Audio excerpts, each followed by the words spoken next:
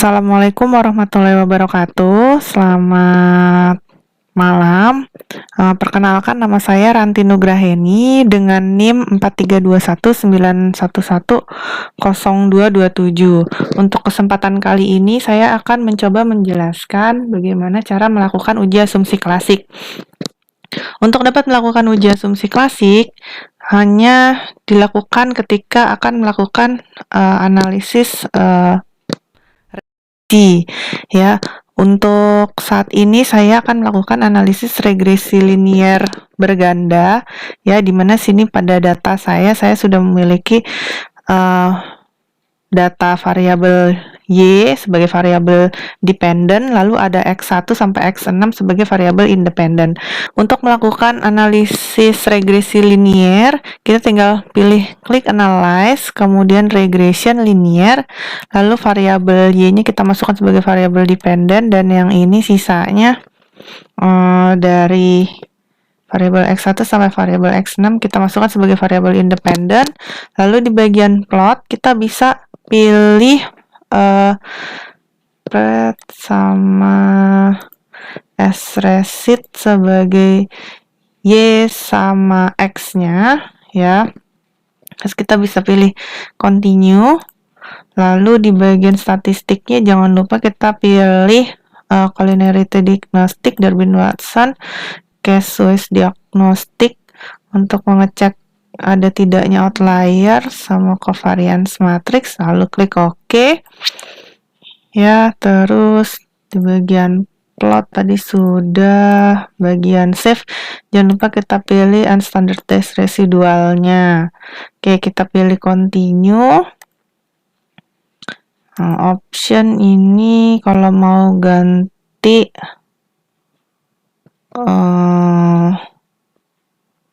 nilai alfanya, style ini nggak perlu diubah-ubah, lalu kita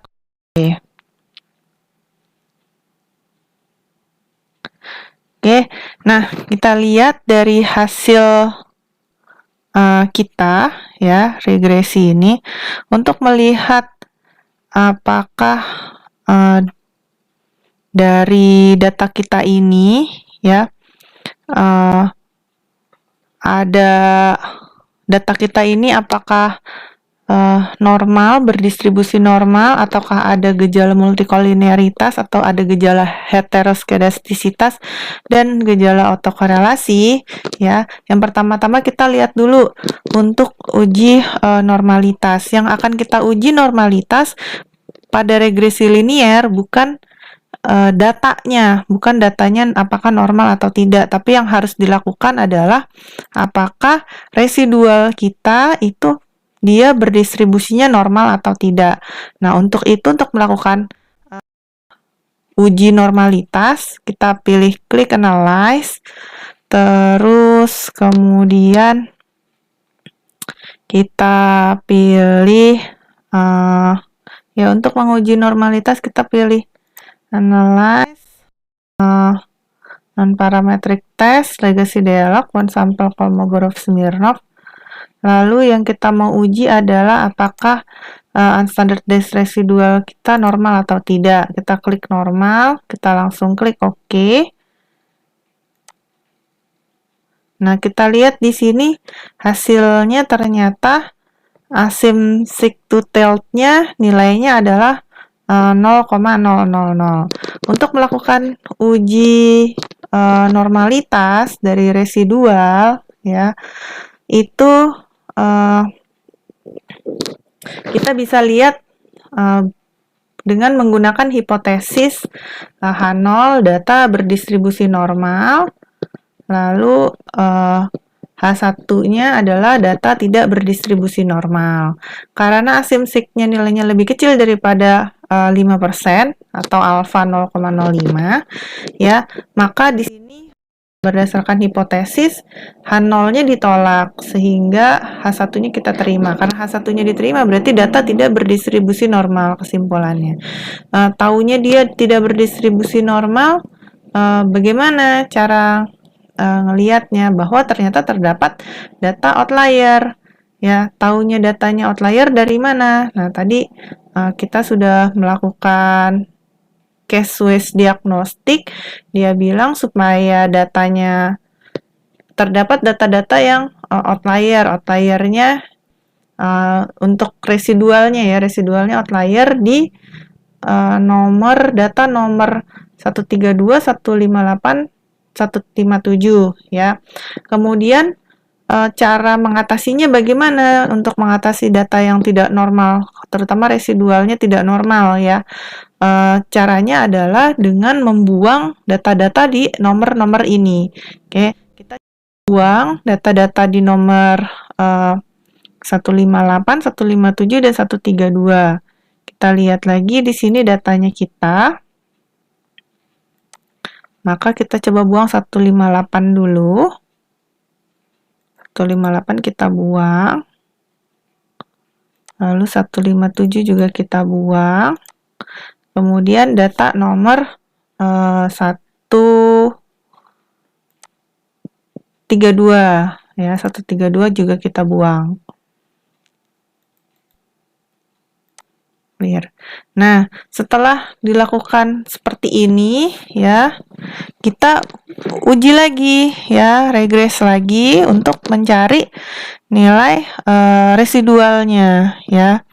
Kita coba regression linear ya. Terus di sini di bagian save-nya kita save yang unstandardized saja, tidak apa-apa. Oke. Kita lakukan lagi. Klik OK, dapat. Nah, dari sini ya, kita dapat datanya kita. Ada data residual yang kedua ya, data residual yang kedua ini kita mau cek apakah dia berdistribusi normal atau tidak. Nah, kita cek di sini. Kita keluarin tadi ada yang sebelumnya, kita masukin residual yang kedua, kita klik OK, tes distribution normal. Nah, kita lihat di sini ternyata nilainya masih asymptoticnya masih 0,00, masih lebih kecil daripada 0,05. Berarti datanya masih belum berdistribusi normal. Nah, kalau begitu cara tahunya datanya belum berdistribusi normal dari mana? Nah, kita lihat tadi di case-wise diagnostiknya. Case-wise diagnostiknya ternyata dari data-data residual belum normal ya, data nomor berapa? 50, 51, 103, 104, 105 sama 156. Nah, ini kita buang lagi ya. Nah, kita lakukan proses seperti ini terus-menerus sampai datanya diperoleh asymptoticnya lebih dari 0,05. Ketika sudah lebih dari 0,05, maka berarti datanya tersebut sudah berdistribusi normal. Oke, kemudian kita lanjut lagi melihat apakah datanya memiliki gejala multikolinearitas atau tidak. Untuk melakukan pengecekan uji multikolinearitas ya, kita bisa lihat dari hasil tadi regressionnya ya, yang terakhir saja kita gunakan. Kita lihat nilai fifth-nya. Oke. Nilai fifth-nya ternyata terdapat data yang nilai fifth-nya ini lebih besar daripada 10. Ada di data X1 dan data X6 ya. Data X1 sama X6 ternyata fifth-nya lebih besar daripada 10. Nah, ini berarti menunjukkan gejala multikolinearitas. Sehingga kalau terjadi gejala multikolinearitas seperti ini, apa yang harus dilakukan? Ya, ini artinya terdapat dua variabel yang nilainya saling berkorelasi ya. Kalau misalkan yang satu besar, berarti yang satunya lagi juga ikut membesar. Nah, karena ada saling korelasi seperti ini ya, terjadi kolinearitas ya, maka salah satunya harus dibuang ya. Kita bisa pilih X1 atau X6, tapi lebih baik kita pilih yang nilai fifth-nya paling besar dulu. Kita buang salah satunya dulu, lalu nanti kita uji lagi regresinya. Maka kita tinggal pilih regression linear. Ya, kita coba buang nilai X6-nya, tidak kita ikutkan. Oke, terus kita coba lagi, klik OK. Nah, ini kita lihat bagaimana nilai VIF-nya.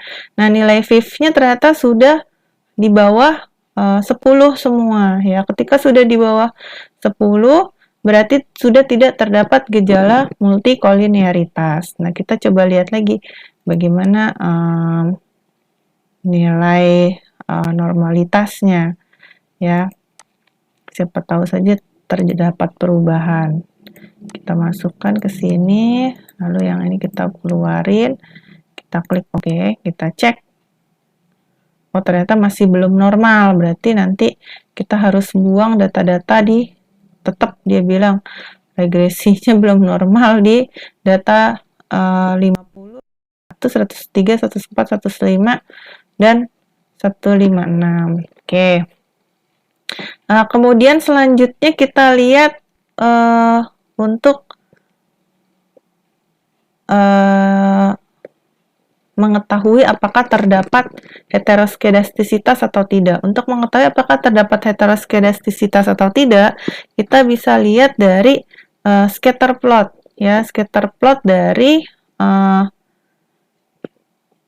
studentized residual dengan standardized predicted value. Nah, kita lihat ternyata ya datanya itu cenderung berkumpul di sini ya. Karena cenderung berkumpul di sini ya, berarti terdapat gejala heteroskedastisitas. Untuk mengatasi gejala heteroskedastisitas ini bagaimana? Kita harus merubah ya data kita. Data kita bisa diubah dengan cara mentransformasi data kita ya. Nah, kita cuman ini kalau mau mentransformasi harus dicoba-coba dulu ya, mungkin diubah menjadi data log dari satu variabel. Misalkan kita coba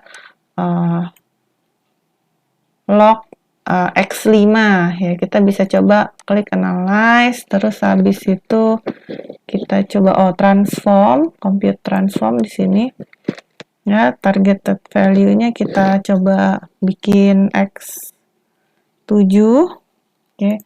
Itu ternyata nilainya misalkan adalah ln dari variabel kita X5 gitu, misalkan mau diubah ya. Kita klik OK, nanti data kita sudah dapat X7, di mana X7-nya itu nilainya adalah segini ya, kecil-kecil. Oke, sekarang kita coba lagi klik analyze, kita cek apakah mungkin terdapat perubahan ya. X5-nya kita ubah, kita keluarin, kita masukin X7 ya, kita langsung klik OK lagi.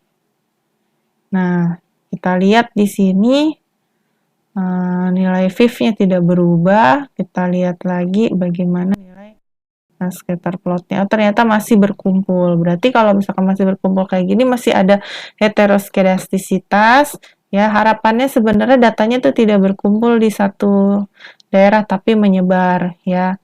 Nah, nanti berarti harus dicoba-coba lagi nih, apakah di antara X1 sampai X5 tadi mana yang harus transformasi datanya. Oke, untuk yang terakhir ada yang namanya uji otokorelasi. Untuk melihat uji otokorelasi, kita bisa melihat dari nilai Durbin Watson ya. Nah, dari nilai Durbin Watson-nya ini nilainya cukup kecil ya, 1,032. Nah, biasanya kalau pengen tahu apakah dia terdapat autokorelasi atau tidak, ada patokannya ya. Patokannya itu seperti ini. Ya, kalau misalkan nanti nilainya dia mau ada autokorelasi atau tidak, kita bandingkan dengan nilai DU sama DL-nya ya. Nah, jadi saya rasa sampai situ dulu untuk penjelasan saya hari ini. Terima kasih sudah menyimak ya. Assalamualaikum warahmatullahi wabarakatuh.